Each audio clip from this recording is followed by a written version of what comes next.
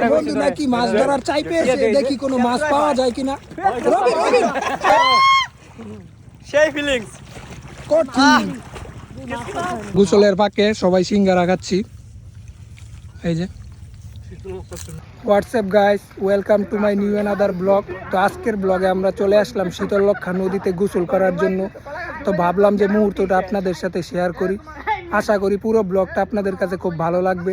এখন আমরা আছি ধাঁধার চরে, একদম নদীর মাঝখানে যে চরটি অবস্থিত, এটা আমাদের রানীগঞ্জে অবস্থিত। তো সবাই আসলে নৌকা নিয়ে ঘুরতে চলে আসছে বন্ধুরা মিলে। এই যে আমার বন্ধুরা অলরেডি গোসল করতেছে। আমার বন্ধু নাকি মাছ ধরার চাই পেয়েছে, দেখি কোনো মাছ পাওয়া যায় কিনা। রবি রবি দেখ কি মাছ আছে নাকি।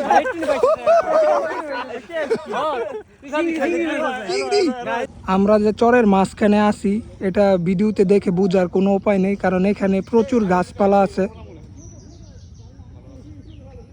সব কিছু আছে এই জায়গাতে। পেয়ারা গাছ, লেচু গাছ, আম গাছ সব কিছুই আছে।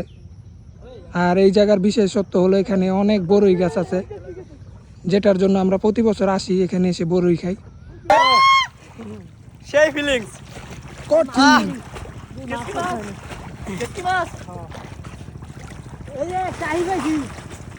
সাইকেল মাছ ধরো। না তাই তো অনেক কেসকি মাছ আছে। আরে এমনি এমনি ভাল পারে বড় কিছু আছে এই পাইছি পাইছি পাইছি এই পাইছি এই পাইছি বুঝতে পারো না বুঝতে পারো।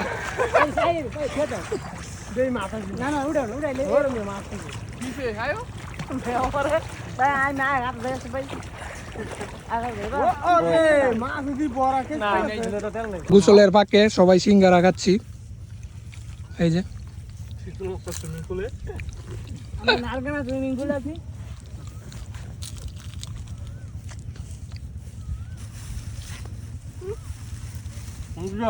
এই যে আমাদের গোসল করা শেষ, এখন বাড়ি যাওয়ার পালা। আশা করতেছি ব্লগটা আপনারা সবাই খুব এনজয় করেছেন।